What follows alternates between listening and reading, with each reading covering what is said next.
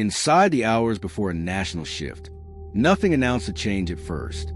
No emergency briefing, no public statement, just a quiet realization spreading through the White House that the country was approaching a moment it would not recognize until it already passed. National shifts rarely arrive with clarity. They emerge from accumulation, decisions layered over weeks, pressure building beneath routine schedules. And on this particular day, the White House understood something unsettling. The next few hours would matter more than the public would realize for years. The morning began with ordinary rhythms. Briefings followed protocol. Advisors reviewed timelines that still assumed flexibility. But beneath the surface, signals were converging. Economic indicators no longer aligned. Diplomatic messages carried unfamiliar tone. Domestic reactions hinted at volatility that could no longer be managed quietly.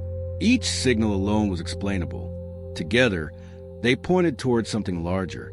The president sensed it before it was articulated. This was not a single crisis demanding response. It was a convergence, a narrowing window where choices made quickly would set direction, and choices delayed would surrender it. The difference was subtle, but decisive. As the hours progressed, the White House shifted into a state of heightened awareness. Conversations shortened. Updates arrived more frequently. Advisors stopped speaking in hypotheticals and began speaking in consequences. The question was no longer whether a shift was coming. It was whether the administration would shape it or simply absorb it. What made the moment dangerous was its invisibility. There would be no headline marking the start, no immediate reaction from the public. The impact would unfold gradually, embedded in policy, posture, and perception. By the time it became obvious, the moment to influence it would be gone. The president called a smaller meeting, not to debate options endlessly, but to identify what truly mattered in the next few hours. What could still be controlled? What would soon fall outside reach? The answers were precise and deeply uncomfortable. This was leadership at its most fragile point, not reacting to crisis, but deciding whether to act before one became unavoidable. The hours ahead were not dramatic. They were decisive. And inside the White House, the nation stood closer to a shift than anyone outside those walls could yet see.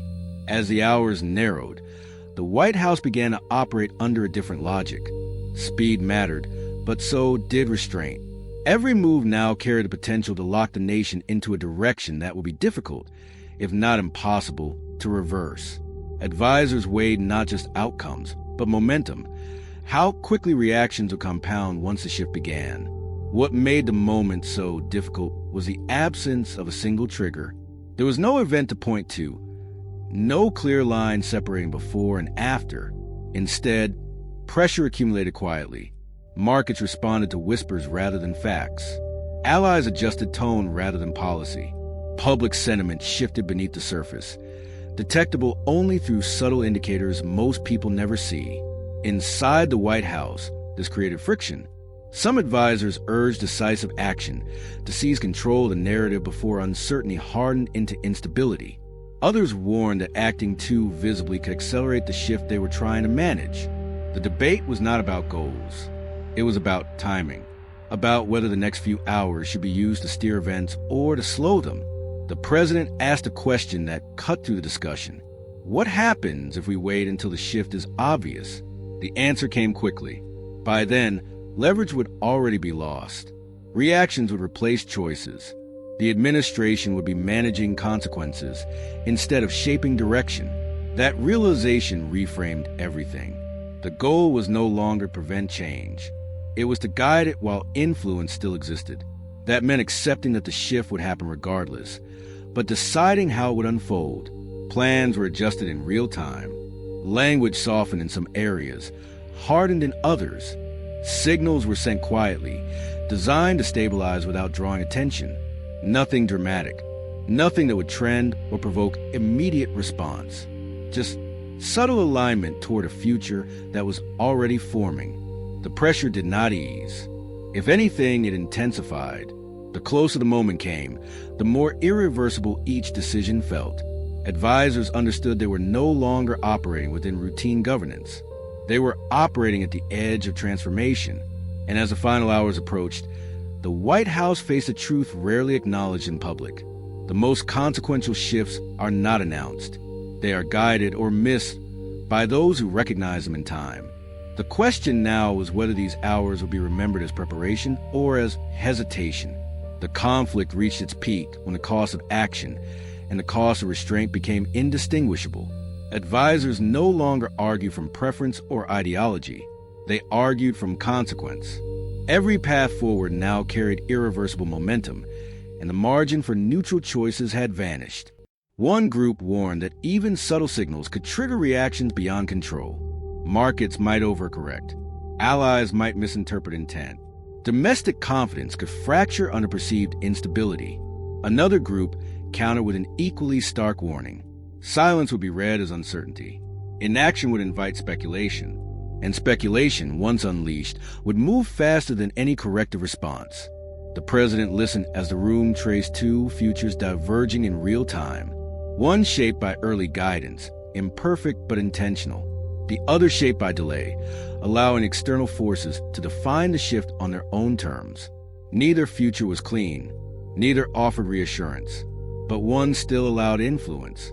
Tension sharpened when updated data arrived, confirming that reactions had already begun at the edges. Not dramatic enough to command headlines, but unmistakable to those watching closely. The shift was no longer hypothetical. It was underway. That realization changed the tone completely. This was no longer about whether to act, but how deliberately to do so. The president recognized that waiting for certainty was no longer an option. Certainty had already been replaced by momentum. Silence returned to the room, heavy and focused, the kind that signals alignment rather than doubt. The conflict had resolved itself through inevitability. The administration was standing inside the last moment where guidance could still shape outcome. Leadership at this level is rarely about bold gestures. It is about recognizing when quiet decisions matter more than visible ones.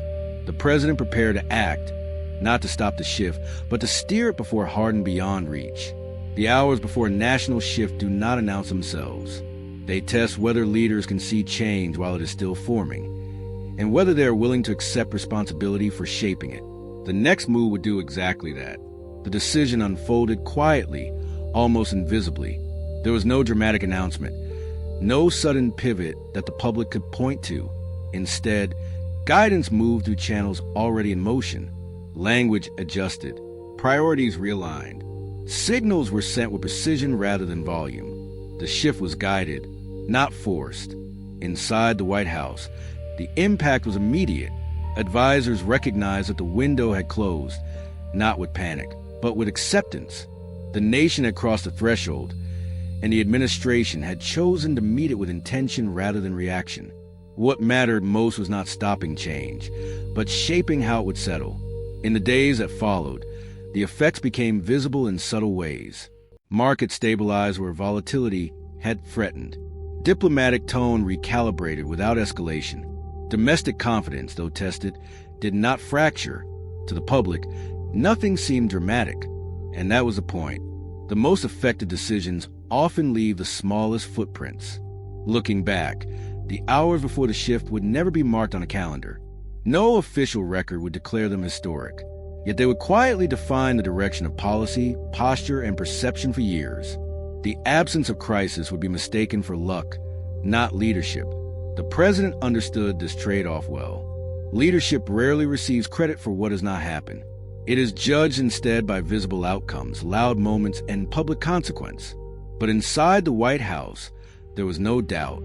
Acting early, acting subtly, had preserved more than it revealed. National shifts do not always arrive as shocks. Sometimes they arrive as choices made in silence, by people willing to accept responsibility without recognition. This was one of those moments. And while history might never pause on these hours, their influence would be felt long after the moment itself had passed. Sometimes the smallest shift in perspective becomes the beginning of a new future. In